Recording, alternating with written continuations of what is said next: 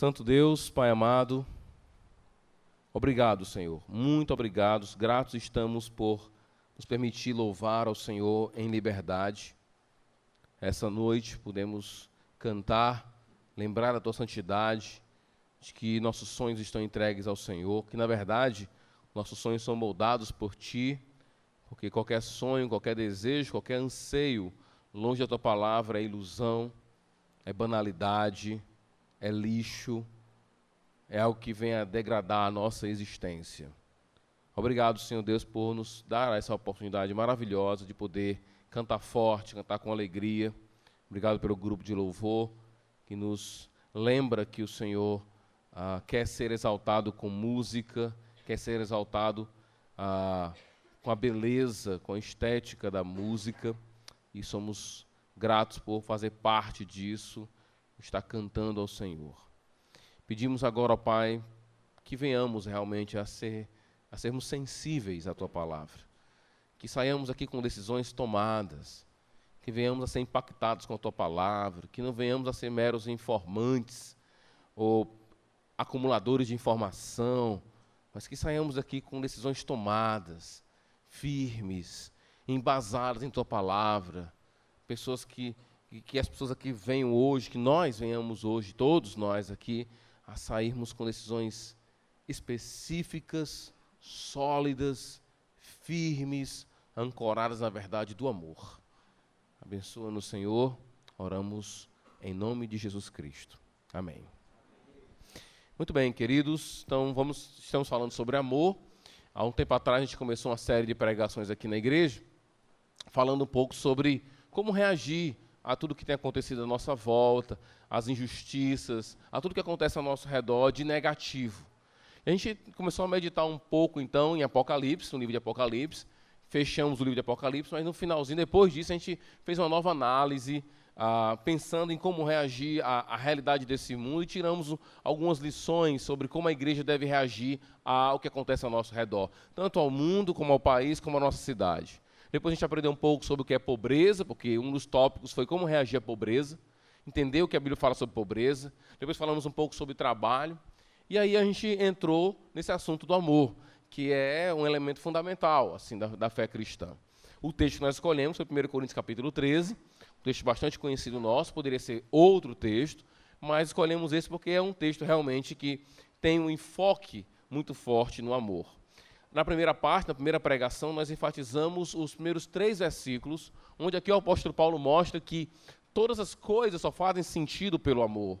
A gente fica sabendo melhor disso na última característica do amor, que é listada do versículo 4 até o versículo 8, quando ele fala que o amor jamais acaba. Então a ideia é, já que o amor jamais acaba, que ele é eterno, eu tenho que, então, encaixar tudo o que eu faço à luz do eterno. O eterno é que vai dar sentido àquilo que hoje é passageiro, que é histórico. É a eternidade, como aquilo que é mais amplo, que vai, então, dar sentido às demais coisas. O apóstolo Paulo, então, vai dizer, eu posso fazer muitas coisas sem amar. Eu posso ter um exercício de dons grandiosos, eu posso falar em línguas, língua de anjo, eu posso profetizar, eu posso demonstrar conhecimento, e isso não ter tudo isso sem amor. E ele vai até o ponto de mostrar que o amor não necessariamente é somente altruísmo, quando ele diz que alguém pode dar tudo aos pobres e não ser por amor. Então, a gente fica aprendendo no capítulo 13, versículo 1 a 3, que o amor é a essência de todas as coisas. Que eu tenho que, então, encaixar toda a atitude, toda a intenção, todas as minhas escolhas, decisões tomadas, eu tenho sempre que me perguntar como um cristão, isso que eu estou fazendo é por amor? É amor? É um exercício amoroso? Essa é uma pergunta que deve nos incomodar, uma vez que nós já entendemos que fomos alvos do amor de Deus. Uma vez sendo objetos do amor de Deus, queremos transbordar o amor de Deus por nós a outras pessoas. Então Paulo começa a desenvolver melhor, versículo 4 em diante. Não é uma definição de amor, é uma descrição personificada do amor. Ele vai tratar o amor como uma pessoa e vai dizer, se o amor fosse uma pessoa, ele era paciente. Primeira característica, longânimo, não trabalha com retaliação, não trabalha com vingança. Toma sobre si aquilo que era para ser contra ele e ainda age com benevolência para com o outro. Aqui, então, é importante entender que essa é uma descrição extremamente prática por parte do apóstolo Paulo. É o que eu tenho chamado de uma grade interpretativa. É como se fosse uma régua em que você tem que avaliar cada atitude sua. Se é marcada por vingança, não é amor. E ele vai mostrar o que o amor faz e o que o amor não faz. O que a presença do amor modifica em nós e o que a sua ausência demonstra. Se não tem amor, vai ter orgulho. Se não tem amor, vai ter uma ardência em ciúme, um zelo excessivo. Mas se tem amor, vai ter paciência. Se tem amor, vai ter benevolência. Então, é uma descrição extremamente prática por parte do apóstolo Paulo. E é interessante entender isso à luz do contexto específico dessa passagem, que começa no versículo 12 e vai até o 14, que é o assunto dos dons dentro da igreja. E Paulo vai tentar, então, mostrar para a gente, olha, se você ama, você não vai retalhar. Se você ama, você vai ser benigno. Se você ama, você vai procurar fazer o bem. É isso que está acontecendo na igreja? Esse é o ponto. O contraste do apóstolo Paulo aqui, na verdade, não é que ele está ensinando assim, esse aqui é o amor de Deus, o amor dos homens, não é esse o ponto. O ponto dele é um contraste entre amor próprio somente e amor. Porque o amor de Deus por nós vai redundar em amor ao próximo. Mas o amor próprio está em contraste claramente aqui com o amor, quando eu digo amor próprio somente, porque o amor próprio ele vai existir, ele existe. O desafio bíblico é sempre de Deus ame ao próximo como a você. Isso já existe, você já tem esse cuidado por você, você cuida de você, você procura sempre o bem melhor e o melhor para você. O ponto é tentar tirar o foco de nós e lançar ao próximo. Esse é o grande contraste aqui que Paulo quer estabelecer e parece que essa igreja, pelo que a gente aprendeu certa vez aqui na igreja, estudando o capítulo 11 sobre a ceia, por exemplo, eles não demonstravam amor na ceia, eles não demonstravam amor nos dons, porque eles falavam em línguas sem que o outro pudesse entender nada. A pergunta de Paulo é, isso é amor? Falar uma língua que o outro não entende, isso é amor? Você está amando aquela pessoa, ela está crescendo, ela está sendo edificada? Não, então isso não é amor. Você não está amando essa pessoa. Temos que passar tudo pela grade, pela régua, pela avaliação do amor, que é extremamente prática aqui. Ok? Então, como é que vai ser a nossa mensagem hoje? Eu vou dividir em 3 partes. Primeiro, eu vou falar um pouco da palavra, que a palavra hoje é o amor, versículo 4, é bondoso. Talvez na sua tenha é benigno. Tá? Eu vou estudar, então, falar um pouco da palavra. Depois eu vou mostrar por que nós temos que ser benignos. E depois trazer algumas aplicações práticas. 3 momentos da pregação, bem simples. Análise da palavra. Depois,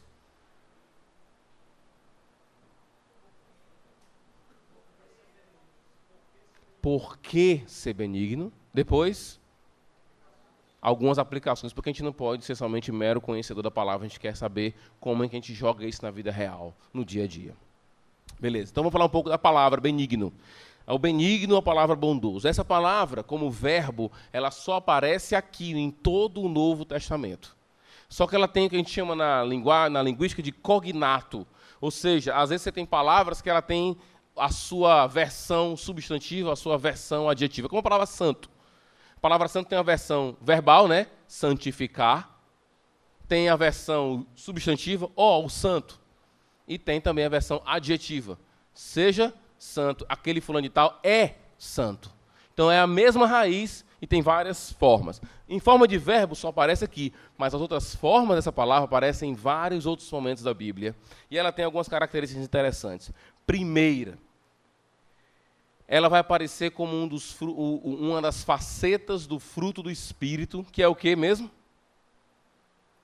Gálatas capítulo 5, versículo 22, o fruto do Espírito é o amor. E como fruto do Espírito, uma das facetas desse fruto do Espírito é a longanimidade, e uma outra faceta é a benignidade. Quando você ama, você é benigno. Então parece que Paulo está bem próximo aqui de Gálatas, porque a ideia é que a benignidade, então, é uma ação do Espírito em nós. E o ponto de Paulo que é importante, por quê? E é importante saber disso. Porque essa igreja, em especial, ela acreditava que falar em línguas era um sinal do Espírito. Tá? Quem fala em línguas está falando por quê? Porque é do Espírito Santo de Deus. Ninguém pode nem recriminar. Ninguém pode nem questionar, porque está falando em línguas, porque está profetizando. E o que Paulo vai ensinar para a gente é que o fruto do Espírito é o amor. No final das contas, esses dons podem ser imitados, podem ser falsificados, facilmente, diria até mais, falsificados. Mas o amor não. O amor não pode ser falsificado. O amor é uma ação do Espírito Santo de Deus. Então, muita gente, às vezes, quer ser objeto da ação do Espírito. Mas muitas vezes só acredita que o Espírito age em coisas extraordinárias. O que a Bíblia nos ensina é que o amor, sim, é o grande fruto do Espírito. E a benignidade é um dos seus aspectos. Fazer bondade para com o outro. A palavra geralmente está utilizada para falar do amor de Deus para conosco. Ela aparece tanto no Antigo como no Novo Testamento, sempre com essa ênfase de que Deus tem sido bondoso para conosco. Romanos 2, vamos lá, rapidinho. Está aqui em 1 Coríntios, só voltar um documento, e aí, capítulo 2, Paulo, falando diretamente aos judeus, vai dizer o seguinte, aqui, no versículo 4 do capítulo 2. Ou será que você despreza as riquezas da sua bondade, bondade de Deus, tolerância e paciência, não reconhecendo que a bondade de Deus, ou a benignidade de Deus, o leva ao arrependimento? Aqui é a bondade de Deus para com o seu povo. A palavra várias vezes aparece isso. Quando Paulo fala em Romanos 11, por exemplo, considerai tanto a severidade de Deus quanto a sua bondade. Nesse sentido. E o que é bondade? A palavra claramente está ligada a uma ação prática. Ser bom para com alguém é fazer algo para alguém. É praticar algo com alguém. O amor, portanto, ele envolve, sim, sentimentos, porque tem alegria, a gente vai ver lá na frente depois, em 1 Coríntios 13, o amor se alegra com a verdade. Existe sentimento, mas o amor envolve prática, ação. Ser benigno para com alguém, quando Deus é benigno para conosco, Ele dá a nós o arrependimento. O dom do arrependimento é um ato de bondade de Deus para conosco. A palavra também é genérica, ou seja, é todo e qualquer tipo de bondade. Tá? Então envolve não somente um ato, mas também pode envolver palavras. João nos alerta que nós não podemos amar somente de palavras, mas com atos também. Ele vai tentar manter o equilíbrio. Só palavra é muito fácil, mas ele não está negando que eu possa amar com palavras. A Bíblia deixa bem claro para a gente que o poder da vida e da morte está onde? Nas palavras. Podemos acabar com alguém com uma palavra. Então, a bondade que Paulo está falando aqui, fruto do Espírito Santo, ação nossa, em nós, é fazer o bem às pessoas. Fazer o que é correto às pessoas. E aí vem um ponto importante. Essa palavra deve ter alguma ligação com lei, com o que é correto, com o que é errado. Porque não basta eu dizer assim, eu estou fazendo o bem para você. Para mim saber se estou fazendo o bem, eu tenho que saber o que é certo e o que é errado. É nesse sentido que o amor, ele precisa da lei para dizer para a gente o que é certo e o que é errado. O amor nos leva à lei, mas a lei sem amor também não faz sentido nenhum. Muitas pessoas poderiam cumprir a lei sem amar. Então, muita gente, por exemplo, e você vê isso em Cristo, por exemplo, com respeito à lei do sábado no seu ministério, a pessoa estava passando a necessidade, era para ser curado, mas não pode porque é no sábado. Então, o amor, ele serve tanto para avaliar a lei, mas também o amor é também uma lei. Amarás o Senhor teu Deus. Isso é uma lei. Então, fazer o bem é importante entender que fazer o bem, ser benevolente, ser bondoso para com alguém, pressupõe que você tem que saber o que é certo e o que é errado. Quantas pessoas criam mal seus filhos dizendo que estão fazendo o bem para eles? Quantas pessoas mimam seus filhos quando estão achando que estão fazendo o bem para eles? Então, fazer o bem, não adianta só eu falar uma frase sem sentido do tipo, o amor faz o bem. Paulo está dizendo isso, mas ele está ancorado num contexto teológico muito amplo que envolve a vontade de Deus. Então, não adianta você dizer assim, então, peraí, não estou entendendo. Se eu estou fazendo bem, isso é amor. Mas a pergunta tem que continuar. Como é que você sabe que aquilo é o bem? Como é que você sabe se realmente aquilo ali funciona ou não? Se é correto ou não? Se é ético ou não? A ética e o amor estão completamente interligadas. Então, essa é a ideia da palavra aqui, tá bom? Segunda razão, segunda razão não, agora vamos para as razões de sermos benevolentes. Primeira razão aqui é a mesma razão que eu apontei para sermos pacientes ou longânimos. Porque Deus agiu assim para conosco. E o texto é o texto de hoje da escola dominical. Mateus capítulo 18. Deus nos perdoou de algo grandioso, agiu com bondade, com longanimidade, com paciência, nos perdoou. E o que Ele espera de nós é que toda a ação dEle para conosco seja refletida nos outros. Deixa eu dizer uma coisa para você.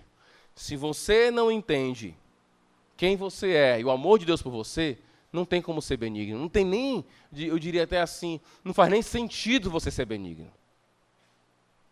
Para quê? Não é para que fazer o bem aos outros? Por que não tirar vantagem dos outros? Às vezes eu fico pensando nessas pessoas que não são cristãs, mas têm uma ética assim. E eu fico perguntando, para que essa ética toda? Você vai dar satisfação para quem? Se Deus não existe, se tudo é subjetivo, se tudo é relativo, então, por que você não mata quem você quer, acaba com quem você quer, rouba quem você quer, faz mal a quem você quer? É aquela velha história do livro de Dostoiévski, Crime e Castigo, né? O cara comete o crime, mas o castigo fica muitas vezes, aqui dentro. Porque a Bíblia diz que tem uma lei dentro da gente. Tem uma lei aqui dentro que incomoda a gente. O assassino mais frio, de alguma maneira, ele tem aqui alguma coisa. Até o psicopata que não sente nada, ele se esconde para não ser preso. De alguma forma, alguns, né? Tem outros que são mais doidos ainda, que querem ser presos para mostrar que fizeram. É outro nível já. Mas, via de regra, as pessoas têm uma lei aqui dentro. Nas suas cabeças. Acusando, como Paulo vai dizer, ou defendendo. Romanos capítulo 2 vai dizer isso para a gente. Deus colocou essa lei. Então, por que fazer o bem? A razão primeira é Deus nos fez o bem. E essa é a razão básica e mais importante de todas. Se você não entender o que Deus fez por você e quem você é, não faz sentido nenhum. É como o homem da parábola. A parábola de Mateus 18 é um homem que devia milhares, o livro que a gente está estudando, né, calculou em 600 mil. Ele devia 600 mil para o seu patrão. Não podia pagar, o patrão foi lá, perdoou. Mas tinha um cara que devia R$1 para ele. Ele, eu não vou lhe perdoar não, por isso não. E a ideia é, como é absurdo uma coisa dessa. Como é que o cara é perdoado por 600 mil e não perdoa R$1? Pois é. Como é que você é amado por Deus e não reflete esse amor aos outros também? A ideia da parábola é essa. É mostrar o absurdo de você ser objeto do amor de Deus e ainda não amar as pessoas. A razão de amarmos as pessoas é porque entendemos, estamos certos de que Deus nos amou. E de que Ele não tem nada a nos provar com respeito a amar. Essa semana passada eu estava vendo aquele filme O Óleo de Lorenzo. Alguém assistiu aquele filme, O Óleo de Lorenzo, aqui? O Óleo de Lorenzo. Show de bola, né?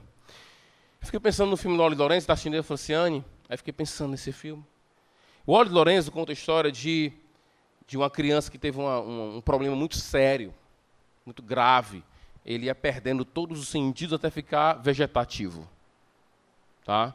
Então ele perdendo a audição, a visão, os movimentos, ele começa a ficar todo assim, raquíticozinho e tudo. E é uma história real. E você vê os pais lutando pela vida do filho. O pai vai para a biblioteca, estuda, e a mãe estuda e pesquisa, e chama médico, e faz uma organização de médicos para conversar, para para tentar resolver isso. Eu fiquei pensando, como o amor daqueles pais, quando você assiste o filme, você fica constrangido de tanto amor que aqueles pais têm com aquele filho. Para ter o filho, para eles. Aí você não tem como fazer a ponte com Deus, né? Que tem um filho perfeito e santo e dá para quem não merece. Se você se constrange com o amor de um pai para com um filho, por que não constranger com esse amor maior? Se você entende que é amado, você ama. Segunda razão. Paulo vai nos ensinar em Atos capítulo 20. É um texto muito interessante.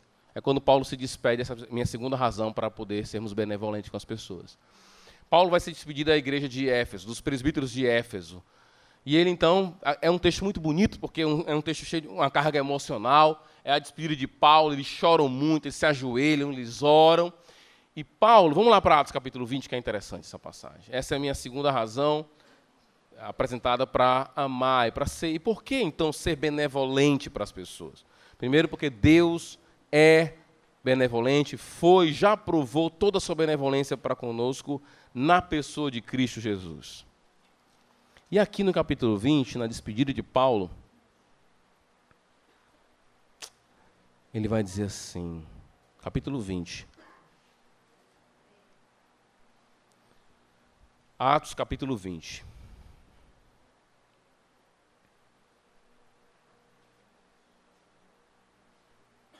Vamos ler do versículo 25, ele vai dizer assim, ó. Agora eu sei que nenhum de vocês, entre os quais passei pregando o reino, verá novamente a minha face. É despedida, irmãos. E é importante saber que é despedida por quê? Porque as últimas palavras de alguém são palavras de muita importância. Não é ou não é? Se você soubesse que hoje seria o seu último encontro com a pessoa que você ama muito, você não se prepararia para dizer palavras especiais? Você separaria bem as palavras. Essa é, às vezes, a dor de quem perde alguém sem ter aquele período que antecede, aquele prefácio, aquele preâmbulo que vai preparando você para a morte, quando é morte por acidente, não é morte por uma doença que você vai acompanhando a pessoa, e você tem tempo para falar uma série de coisas. Quando morre por acidente, eu não tive tempo de falar o que eu queria falar. É um momento de despedida, então ele vai escolher bem as palavras. Olha o que ele vai dizer. Portanto, eu lhes declaro hoje que estou inocente do sangue de todos, pois não deixei de proclamar-lhes toda a vontade de Deus. Cuidem de vocês mesmos e de todo o rebanho sobre o qual o Espírito Santo os colocou como bispos, para pastorearem a igreja de Deus, que ele comprou com seu próprio sangue.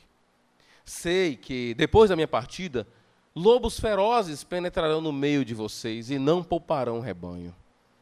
E dentre vocês mesmos se levantarão homens que se torcerão à verdade, a fim de atrair os discípulos. Olha que coisa pesada que Paulo está dizendo. Paulo está se despedindo da sua igreja, chama um grupo de pastores e diz, eu sei que entre vocês tem gente que vai tentar estragar as coisas na igreja. É isso que Paulo está dizendo, pesado. E dentre vocês, versículo 31, por isso vigiem, lembrem-se de que durante 3 anos jamais cessei de advertir cada um de vocês disso, noite e dia, com lágrimas. Eu nunca cessei de advertir vocês, Paulo está dizendo. Ele está falando para um grupo de pastores. 3 anos que eu passei, eu nunca, jamais deixei de advertir. Alguém poderia achar que Paulo era tinha síndrome de perseguição, né? Ele estava sempre advertindo contra as coisas ruins. Mas isso é amor. E aí ele vai dizer uma coisa maravilhosa, versículo 32. Agora, eu os entrego a Deus, e não somente a Deus, ele vai dizer, eu entrego vocês a palavra da sua graça. Ele está dizendo, eu entrego vocês a Deus, e eu entrego vocês a palavra da sua graça. Que palavra é essa? Palavra da graça de Deus. Que pode edificá-los e dar-lhes herança entre todos os que estão santificados. Essa palavra da graça é uma palavra que edifica, que nos faz crescer. Paulo está dizendo, eu vou dar uma palavra para vocês agora, maravilhosa para a edificação de vocês. Que palavra é essa? Não cobicei a prata, nem o ouro, nem as roupas de ninguém. Vocês mesmos sabem que essas coisas, essas minhas mãos, supriram minhas necessidades e as de meus companheiros.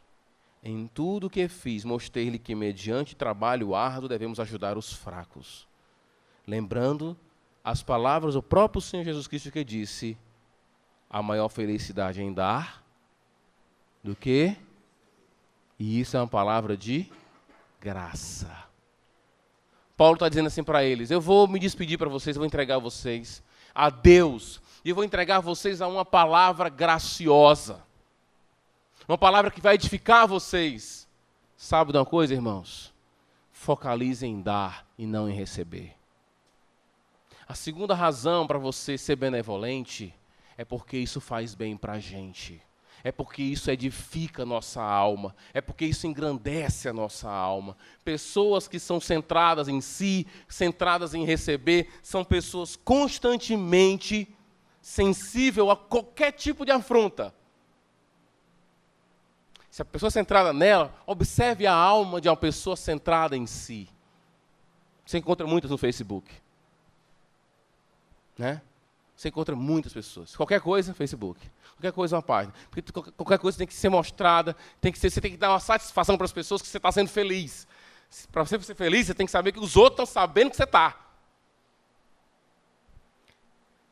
É uma pessoa centrada em si. É uma pessoa sensível a menor tipo de afronta. Está sempre conturbada. A língua de uma pessoa centrada em si é sempre marcada pela murmuração. Uma pessoa centrada em si é uma alma doente. Ontem, a gente assistiu um filme. Como é o nome do filme que eu esqueci já de novo? Ponto de Decisão. Tem uma parte do filme que para mim é a parte mais cruel de todas. É um homem que tem uma vida familiar conturbada. Ele tem uma sogra maravilhosa, para não dizer o contrário. E uma esposa, assim, aquela que Provérbios fala, aquela... como é que a gente chama, hein? Rixosa, que é melhor você morar no deserto do que com a mulher daquela. Tem mulher que é assim, a Bíblia fala, e é verdade. Entendeu? Ela é como se fosse uma goteira, assim, ó. Tim, tim, tim, tim, tim, tim. Aquela mulher é uma goteira eterna, né? Do filme, não é uma biqueira, assim, o negócio. Ok. E ele está conturbado. E aparece, então, a figura de uma outra mulher. Aparentemente amorosa, carente. E aí ela diz uma coisa para ele, que é a própria palavra do diabo para ele, quando ela diz assim: quem é que cuida de você? Pronto, ali foi a armadilha do diabo. Por quê? Porque o ponto ali é você. Quando alguém te coloca no centro, essa pessoa não está te ajudando, não. Lembra, o que o diabo quer não é que você faça a vontade dele. É que você faça a sua e que você seja o centro. Lembra das primeiras palavras de tentação do diabo? Você come aí, brother, que você vai ser o centro do universo. Você come aí, que agora todas as decisões serão baseadas em você. É isso que ele quer. Amar, ser benevolente com o outro, é se livrar dessa tentação de querer ser sempre o centro. Isso é danoso com a gente. Quando eu digo, ninguém cuida de mim, quem é que cuida de mim? Já foi. Já caiu. Você é o centro. E sabe o que vai ser? Você vai ser uma pessoa insuportável. Uma pessoa centrada em si é uma pessoa insuportável. Fico pensando nos casais amorosos e amantes, aqueles, né, amantes não bíblicos, em que cada um quer ser o centro para o outro. Isso vai ser simplesmente insuportável, porque alguém que é centro para outra, e alguém que quer ser sempre o centro, ela nunca está satisfeita. Jamais estará satisfeita. Por que eu tenho que ser benevolente, então? Primeira razão que eu dei foi Deus é benevolente para conosco. Segunda razão, isso faz bem para a gente. Paulo vai dizer, eu vou dar uma palavra para vocês, Paulo está dizendo para os pastores da de Éfeso. Gente, é muito melhor dar do que receber. Essa é uma palavra de graça que eu estou dando para vocês. É uma palavra de amor que vai trazer edificação para vocês. Querido, quando eu sou benevolente para com alguém, eu estou cuidando da minha alma. Eu estou me anulando. Isso é bom para mim. Lembra do que Cristo disse? Negue-se a si mesmo. É interessante, vocês assistem aqueles programas, eu não assisto mais, mas com o tempo que eu assisti aqueles programas idiotas na televisão, você assiste o programa e a pessoa diz, você precisa acreditar em você, você precisa acreditar em você. Inclusive, Jesus é uma pessoa maravilhosa. Meu amigo, Jesus não é maravilhoso, sabe por quê? Porque você acabou de dizer uma coisa que é contrária do que ele acabou de dizer. Porque o que ele diz não é que eu tenho que confiar em mim, eu tenho que negar-me. E é nisso que está a cura da minha alma. Quando eu sou benevolente para com alguém, quando eu faço bem para com alguém, isso é muito melhor do que receber. Há muito mais ameaça quando você recebe alguma coisa do que quando você dá alguma coisa. É isso que eu estou querendo dizer. É muito mais perigoso para a sua alma receber alguma coisa do que você dar. Quando você recebe, a ameaça de você achar, eu mereço, como eu sou bom. Realmente era isso que eu precisava. E olha, eu mereci. Se você sempre espera receber, isso faz muito mal a você. Dar também é perigoso, claro, porque isso pode gerar orgulho. Mas é muito mais perigoso receber. Dar é melhor do que receber por várias razões. Eu poderia citar várias razões aqui. Jonathan Edwards, no livro dele, A Caridade e Seus Frutos, vai dizer que, por exemplo, por que é melhor dar do que receber? Porque há galardão nisso. E é verdade, há vários textos da Bíblia que falam que quando você ajuda alguém, Deus te ajuda na hora que você ajuda essa pessoa. Ele te ajuda nisso. Há várias formas, vários textos que mostram isso, que quando você faz o bem, Deus está vendo tudo isso e vai levar isso em conta. Mas o meu ponto aqui maior é quando eu faço bem a alguém, isso faz bem a mim, porque eu fui feito para fazer isso. Essa é a questão. Vamos então aqui a algumas aplicações. Já falamos a palavra. Apresentei 2 razões para ser benevolente. Quais foram elas? Porque Deus é benevolente. Segundo, porque edifica nossa alma, porque trata bem, porque é melhor dar do que receber. Eu trouxe aqui algumas aplicações para a gente. Eu não quero me delongar, vai ter a ceia do Senhor ainda. Primeiro, como eu falei, bondade envolve moral. Envolve certo e errado. O amor, no meu entendimento, o amor requer lei e lei requer amor. Você pode dizer por alguém 10 vezes que está fazendo por amor, e eu pegar um versículo bíblico e dizer, não é amor. Porque é errado. Ninguém pode adulterar por amor. Entendeu? Eu estou dando um exemplo, porque é por amor. Não é por amor. Coloca outro nome aí. Limpa a tua boca. Coloca outra coisa nisso aí. Não é. Porque amor envolve certo e errado. Isso é errado. Como é que você adultera, trai alguém, quebra um pacto com alguém, pega a sua palavra que você deu, joga no lixo e diz que isso é amor?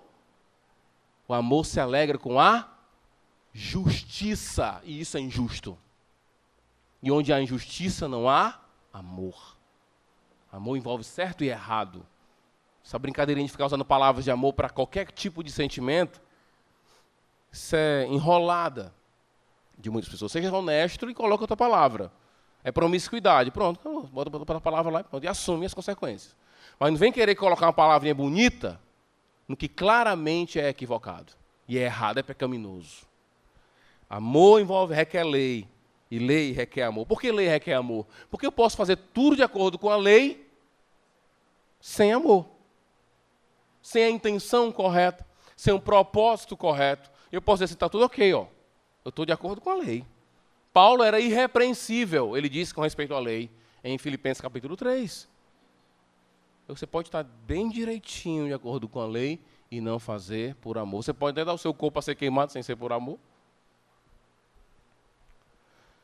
Então, amor envolve, bondade envolve moral. Isso é muito, muito importante. E vez por outra, nós estaremos voltando a esse tópico aqui.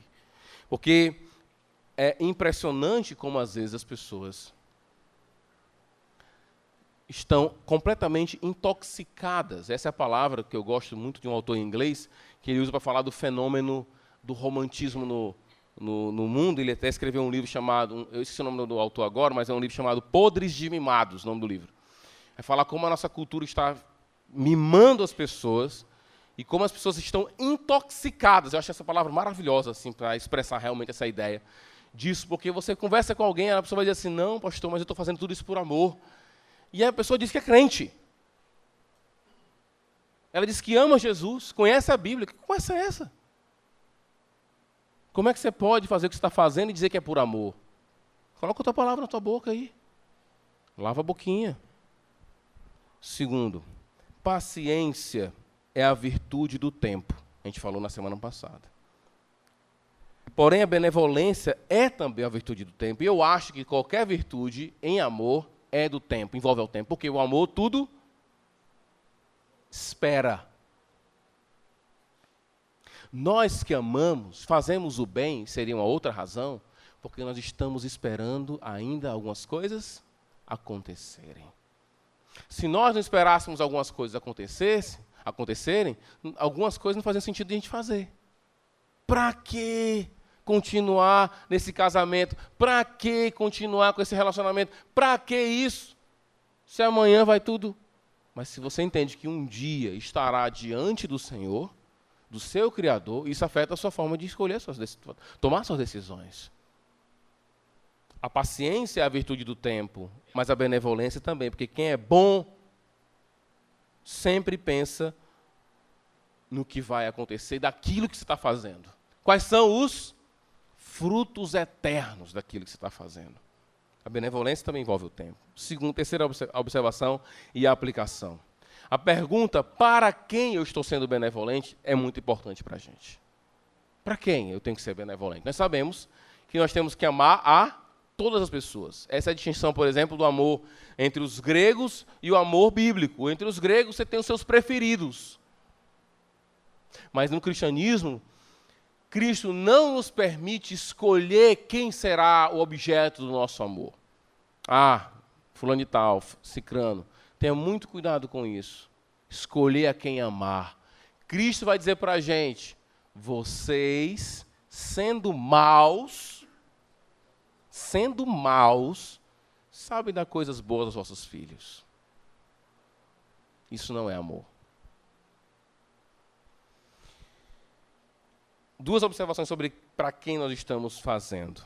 Caso façamos distinção entre as pessoas, não entendemos o que Deus fez conosco.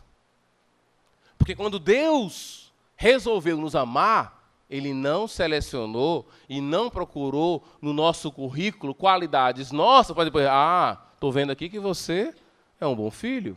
Muito bom. Agora eu vou te amar. Se você seleciona quem amar, você não sabe nada sobre o amor de Deus, porque Deus não te selecionou para amar. Deus te amou a despeito de que você é pecador. Então, selecionar, perguntar para quem eu estou fazendo o bem é muito importante. E outra razão é porque existem pessoas que é muito mais fácil você fazer o bem, porque você está vendo o retorno que elas vão te dar. Não estou dizendo que você não vai fazer o bem à pessoa rica, mas às vezes você pode fazer o bem à pessoa rica porque você está pensando no que pode vir depois dali. A pergunta para quem eu estou fazendo, ou melhor dizendo, não é nem para quem eu estou sendo bom, mas por que eu estou sendo bom e para quem eu não sou bom. Essa é uma pergunta fantástica. Quem são as pessoas que eu escolho não agir com bondade? Interessante. Elas parecem estar sempre dentro de uma linha muito próxima, parece estar tudo dentro de um grupinho específico. Todos são pobres. Todos são iletrados. Aí você começa a ver que a sua bondade ela tem discriminação. E amor com isso não é amor. Para quem? É uma pergunta importante. Quarta aplicação. Alguns irmãos da igreja de Corinto estavam achando que o seu desempenho nos dons era evidência clara do Espírito Santo. E a gente sabe que não é assim. As habilidades podem ter outro objetivo, pode ser orgulho. Tocar no grupo da igreja não tem nada a ver necessariamente com ser amoroso. Porque você pode fazer tudo isso com um único objetivo: ser observado, ser visto, ser considerado, tapinha nas costas, esse tipo de coisa. Você pode fazer tudo isso por razões terríveis. A pergunta que a gente tem que fazer é um ato de bondade? Você está querendo fazer o bem?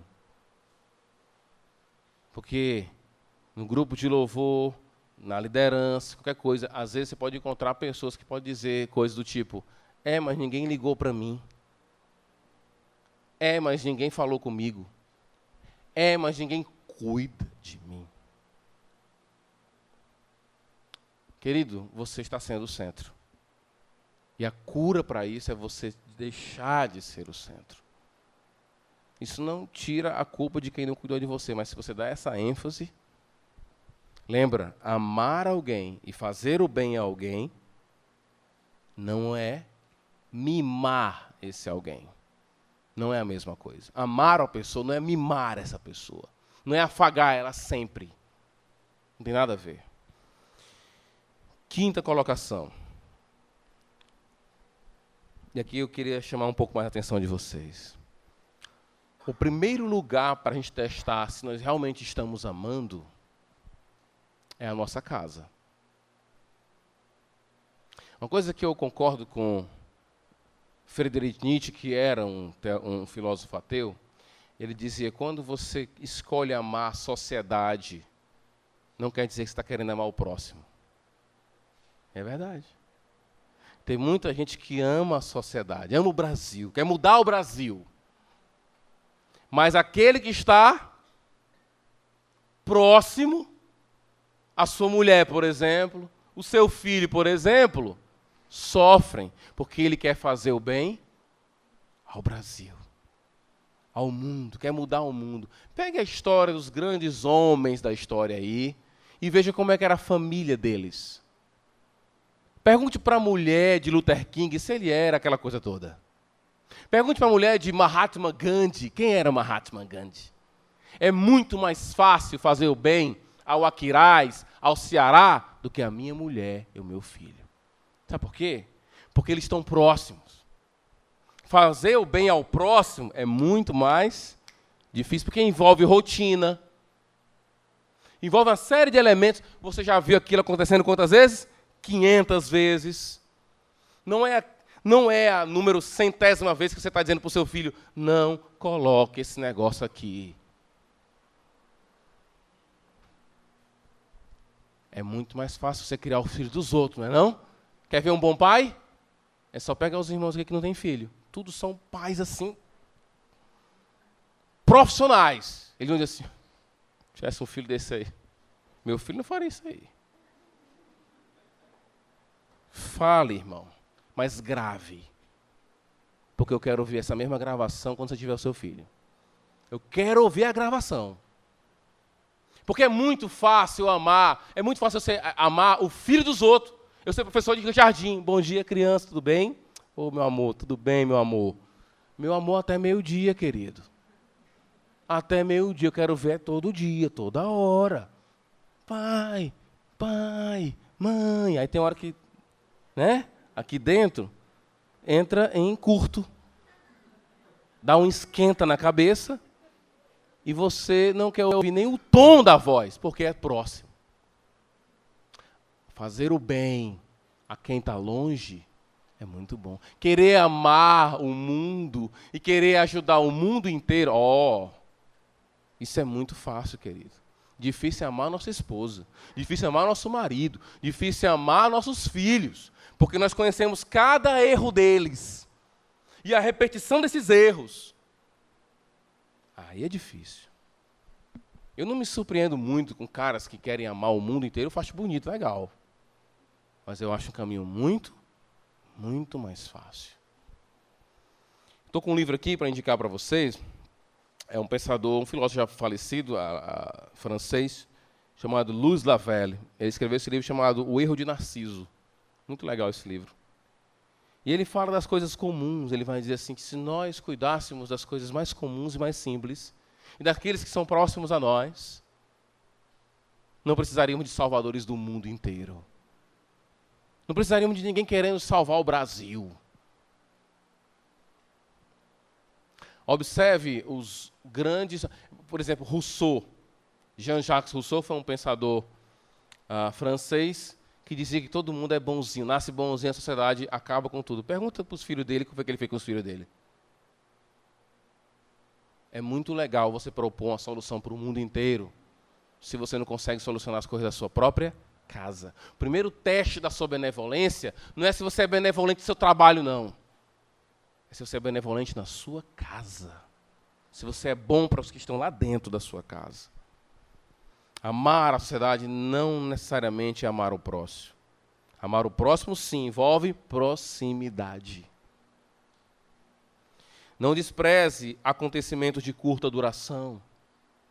Acontecimentos simples, comuns, corriqueiros, que ninguém vê, que você não precisa tirar uma foto e colocar no Face para dizer que é feliz. Você vai para a praia, você brinca com seus filhos, você curte, você abraça. Momentos corriqueiros, simples, comuns, que ninguém vê, mas são benevolentes e vão trazer para a sua alma um enriquecimento grandioso. Acontecimentos de curta duração, simples, corriqueiros, que ninguém vê. Acontecimentos rotineiros. Dê bom dia para sua esposa, que tal? Sabia que você pode dizer bom dia para sua esposa? Você sabe disso, né? Não é pecado fazer isso. Dizer bom dia para sua esposa, bom dia para o seu marido, bom dia para o seu filho. Isso não é exclusivo para os de fora. Fazer o bem, sexta aplicação, é amplo demais. Envolve nossas palavras. Eu queria dar uma ênfase nas palavras aqui. Primeiro, cuidado com elas. Cuidado com o que você fala. Às vezes eu percebo que algumas palavras, elas, se você ficar um pouco perto da pessoa, você é envenenado na hora. Se a pessoa respingar em você um cuspezinho assim, derrete a sua pele. Com a palavra de tanto rancor que você encontra na boca de muitas pessoas.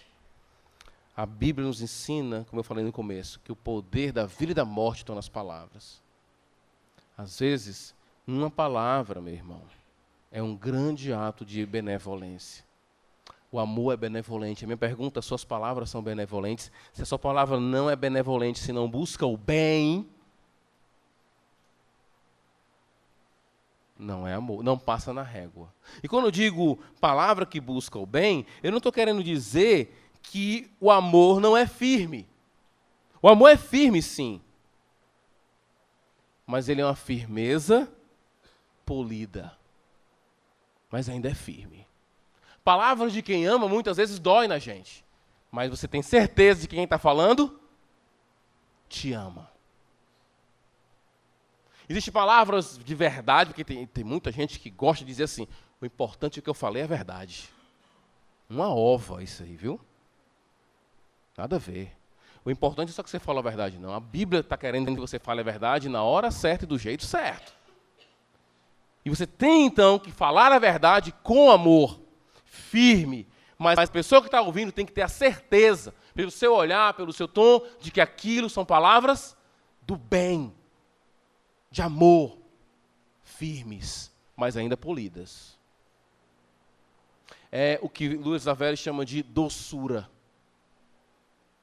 Precisamos ser doces. E o que Paulo chamaria de salgado. Ele vai dizer, né? Tempere as suas palavras com sal. Firmes. Não concordando com seu filho, não concordando com a sua esposa, não concordando com as pessoas da sua casa, mas ainda sendo benevolente. E as pessoas percebendo, ele quer o meu bem.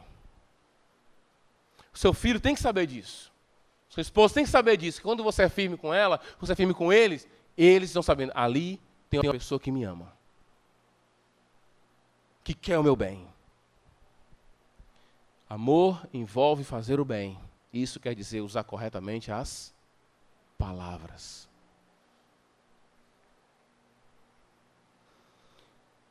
Por último, irmãos, o pecado nada mais é do que o amor desfigurado. Tudo que não é amor é pecado. A gente, como cristãos, salvos do poder do pecado pela cruz de Cristo, graciosa cruz de Cristo, nós não queremos viver em pecado.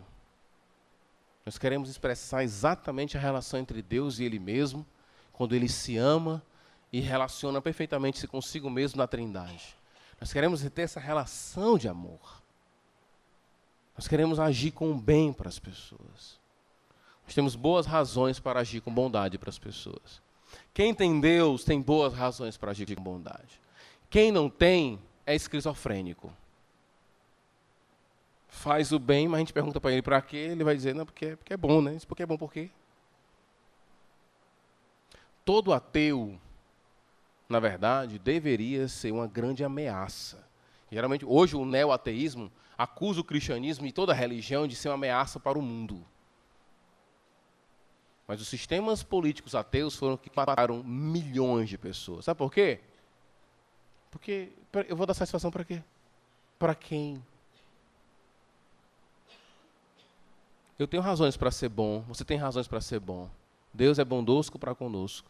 E ser bom é a cura da nossa alma. Engrandece, fortifica, alimenta a nossa alma.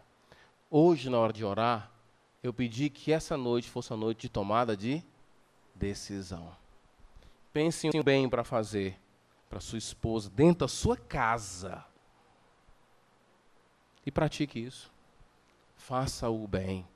Vê se passa pelo crivo da... É retaliação? Se for, não é amor. É benigno? Então é amor. Que possamos passar por todos os crivos. Benignidade, bondade, paciência, não ser orgulho, não ter zelo excessivo, não ter uma ira fácil, passar por todos esses critérios que Paulo coloca. Que tenhamos uma vida marcada pela benevolência entre nós. A cada palavra, a cada ato, pergunte a você mesmo. Isso é amor? Essa é a pergunta que a gente tem que estar sempre fazendo a nós. Até porque tudo que Deus faz para conosco é assim, é por amor. Vamos orar. Senhor, obrigado, Pai, por esse momento, por nos amar e revelar esse amor claramente na cruz. Abençoa-nos, Senhor. Ajuda-nos a tirar o foco de nós mesmos. Como isso acaba com a gente. Ficamos irritados com facilidade. Ficamos bravos com facilidade. Como crianças mimadas, ficamos irritados. Porque no final das contas, estamos sempre pensando no que é melhor para nós. Como isso faz mal para a gente. Como isso acaba com a gente. Nos ajuda, Senhor, a tirar o centro de nós. Como nós teimamos em sempre carregar todas as coisas para o centro do nosso ser. Nós que não conseguimos nem enxergar a nós mesmos. Não conseguimos nem saber ao certo quem somos, a não ser que alguém nos diga, que o Senhor nos diga. Sara nossa alma, que vez por outra tema em se ferir, buscando interesse próprio, a despeito dos demais. Nos dá olhos para enxergar o outro e não ver no outro o inferno, mas ver no ato de amor ao outro a saúde da nossa alma. Que a cada dia venhamos a compreender mais o Teu amor para conosco, nos amando, e já demonstrou o maior amor de todos. Nada que vem do Teu amor pode ser amável. Por isso que precisamos entender mais o quanto o Senhor nos ama e que esse amor é revelado no seu ápice na pessoa de Jesus. Que pessoas aqui que não entenderam ainda isso, Senhor, venham a compreender a cruz. Porque sem ela, não há vontade para amar, não há nem razão para amar para muitas pessoas. Que a cruz venha a ser compreendida, amada, respeitada, reverenciada. Em nome de Cristo, que nos ama, é que nós oramos. Amém.